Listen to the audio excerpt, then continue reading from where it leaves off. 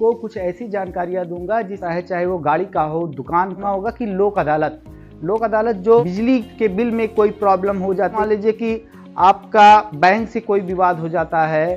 तो हेलो दोस्तों, एक बार फिर से स्वागत है आपका हमारे चैनल में। आज मैं आपको कुछ ऐसी जानकारियां दूंगा जिससे जीवन में आपको कार का अगर यदि चालान कट जाता है, चाहे वो गाड़ी का हो, दुकान का हो या आपके बिजली के बिल का कुछ चालान कट गया हो, तो उन सब चालानों से कैसे आप आसानी से मुक्ति पा सकते हैं, निस्तारण करा सकते हैं, इसके बारे में आपको बताने वाला हूं।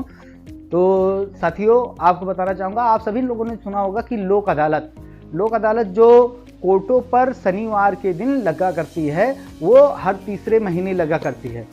इससे अतिरिक्त भी कुछ लोक अदालतें चलती हैं, उसके बारे में भी आज मैं बताऊंगा। जो स्थायी लोक अदालत होती है, जो कि डेली लगती है, केवल सेकंड सैटरडे, फोर्थ सैटरडे या जो अवकाश रहते हैं उनको छोड़कर।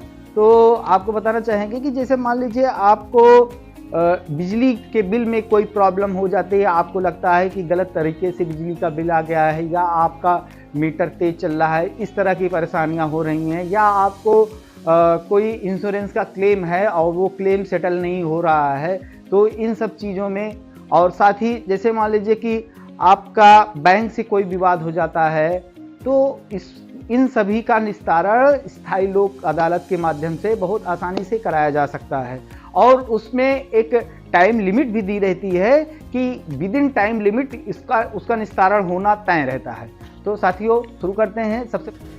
साथियों, सर्वप्रथम आपको बताना चाहेंगे कि जैसे गाड़ियों का चालान हो जाता है, गाड़ियों के चालान में सीट बेल्ट से लेके हेलमेट, ओवरलोडिंग, नो पार्किंग, इस तरह के चालान कट जाते हैं। जिसमें कभी कभी ऐसे चालान कटते हैं कि जो बिल्कुल सोचा नहीं गया रहता है कि 40,000, 50,000, 60,000 तक के अनर्गल चालान कट जाते हैं। तो ऐसे चालानों से मुक्ति पाने के लिए आप सारे डॉक्यूमेंट्स अपने पास लिए रहिए, जिसमें संबंधित गाड़ी की आरसी, इंश्योरेंस और पोल्यूशन परमिट, इस तरह के डॉक्यूमेंट्स आपके पास होने चाहिए। साथ ही अपना आधार कार्ड, ड्राइविंग लाइसेंस, ये सब आप उपस्थित लिए रहिए और इसको लेकर आप संबंधित कोर्ट पर उपस्थित हो जाइए लोक अदालत के दिन।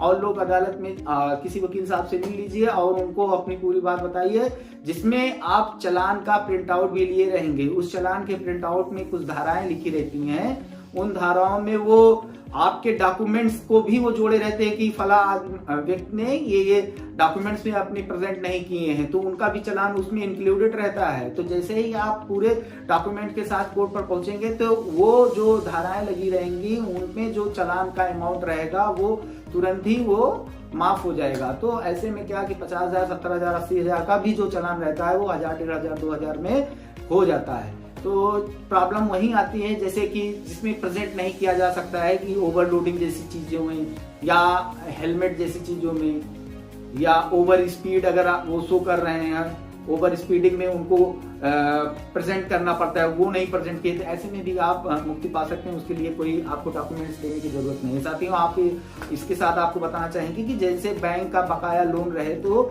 उसमें भी आप लोक अदालत के माध्यम से अपने बैंक लोन का निस्तारण करा सकते हैं। उस बैंक लोन में होता क्या है कि आप जिसने भी उस लोन को लिया है, उस अमाउंट को देने में वो सक्षम नहीं रह गया, उसको कोई बीमारी हो गई या असमर्थ हो गया, उसका जो भी रोजी रोजगार था वो कहीं खत्म हो गया, तो उसके पास इनकम नहीं आ रही है।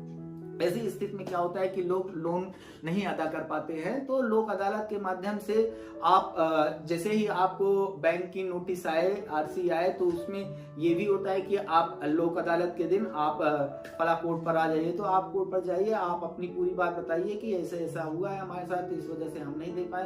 तो ऐसे में होता क्या है, जो मूलधन रहता है, मूलधन के ऊपर जो भी ब्याज लगा रहता है, उस ब्याज को माफ कर दिया जाता है। संभवतः उसमें अधिक से अधिक कटौती भी कर दी जाती है। अगर पूरा माफ नहीं किए तो अधिक से अधिक कटौती कर दी जाती है। यहाँ तक कि अगर कृषि संबंधित लोन है तो उसमें मूलधन में भी माफ कर दिया जाता है, कि जैसे आपका 2 लाख 4 लाख का अमाउंट है और उस पर 2 लाख 4 लाख का ब्याज पड़ा हुआ है, तो 2-4 लाख वो तो ब्याज तो गया ही, और साथ ही जो 2 लाख आपका मूलधन बचा हुआ जो आपने नहीं पेमेंट किया, उसमें से भी कम कर दिया जाता है। तो ऐसी स्थिति में आप वहां पर बैंक के कर्मचारी अधिकारी मौजूद रहे, उनको आप अपनी पूरी बात बताइए और उनसे ये सुझाव मांगे कि हम कितना कम से कम दें तो हमारा लोन माफ हो सकता है। तो ऐसे में वो जोड़ जाड़ के अपना बताते हैं। तो पहले से अपनी तरफ से कोई प्रस्ताव मत रखिए कि हम इतना दे सकते हैं। हो सकता है जितना आप अमाउंट बताएं वो उससे भी कम बता दें। तो इसके लिए आप शांत बने रहिए और उनसे पूछिए कि कितना कम से कम दे दें कि हमारा लोन माफ हो जाए। तो साथियों, इसके साथ ही आपको बताना चाहेंगे, जैसे बिजली के बिल में आपको गड़बड़ी लग रही है या आपने बिजली संबंधित कोई समस्याएं हैं, तो ऐसे में भी आप लोक अदालत में जा सकते हैं। तो वो संबंधित कोर्ट पर ही लोक अदालत रहती है। आप उसमें अपने पूरे डॉक्यूमेंट्स के साथ जाइए। जैसे बिजली का बिल ज्यादा आ गया है, आपको लग रहा है कि नहीं बिजली का बिल हमारा इतना नहीं आता था, तो पूर्व जितने भी बिल हों जिसमें आपको 2000-3000 तक का आया हो और एकाएक 10,000 का अगर आ गया हो, तो ऐसी स्थिति में आपका लोक अदालत के माध्यम से उसका निस्तारण किया जा सकता है। साथ ही इसके साथ ही हम बताना चाहेंगे कि जैसे इंश्योरेंस के क्लेम में अगर आपको कोई समस्या हो रही है, तो स्थायी लोक अदालत के माध्यम से आप उसका निस्तारण करा सकते हैं। और विद इन टाइम लिमिट 60 दिन का समय रहता है, 60 दिन के भीतर ही उसका निस्तारण किया जाएगा। इसमें कोई जीरह नहीं होती है। आपके जो एविडेंस रहेंगे उन्हीं एविडेंस के आधार पर निस्तारण कर दिया जाता है। तो शीघ्र निस्तारण होता है, फास्ट कोर्ट ये चलती हैं। तो आप इसमें जल्दी से जल्दी आप निस्तारण पा सकते हैं। और साथ ही मैं आपको बताना चाहूंगा कि जैसे दुकान का चालान हो जाता है, बाट माप का चालान हो जाता है, ये सब चालान भी अस्थायी लोक अदालत जो 3 महीने में लगती है, वहां पर निस्तारण इसका पाया जा सकता है।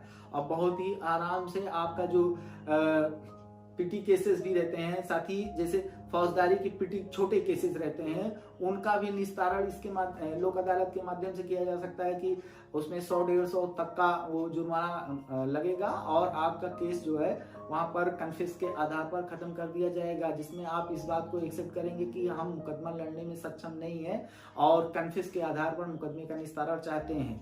तो साथियों, इसको तो मैंने बहुत ब्रीफ में, बहुत शॉर्ट में बता दिया। अगर आप इसमें से इससे संबंधित कोई जिसे मैंने इसमें टोटल 6 टॉपिक्स बताए, इन 6 टॉपिक्स में से आप कोई 1-2 टॉपिक जो भी आप चुनेंगे उसकी मैं विस्तृत वीडियो और भी बना दूंगा। साथ ही आप यहाँ तक आए हैं तो हमारे चैनल को सब्सक्राइब करिए। ऐसी संबंधित आपको और बहुत सारी जानकारियां मिलती रहेंगी। धन्यवाद।